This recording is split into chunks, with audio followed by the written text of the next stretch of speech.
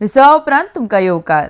Sustainability खातीर Mormugao बंदरान plan B final केल्लो आसा. बंदरान खुबशीं पावलां मारल्यात विविध कार्गो घेवपाक म्हण MPT अध्यक्ष जयाकुमार हांणी म्हायती दिल्या. आरडीएक्स गोवा खातीर मुरगांवच्यान प्रसाद नायक.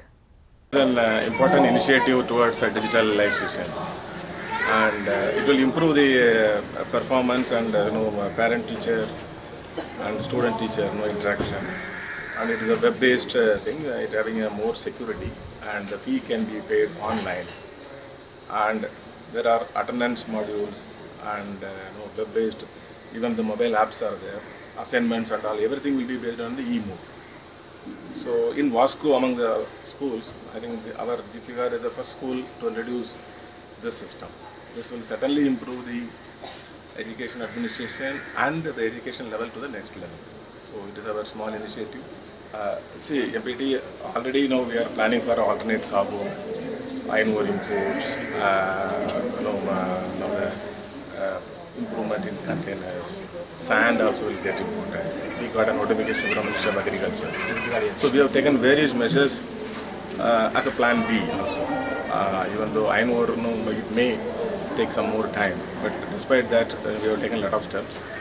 And Pollution Control Board decision a few days back to renew the consent to operate.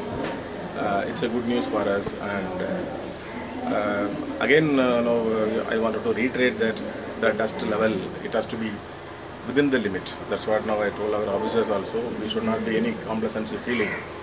So we are responsible to the environment and to the society. So we will ensure that the dust standards are within the limits. So anyway, we will open some more business avenues in Vijaydur area also.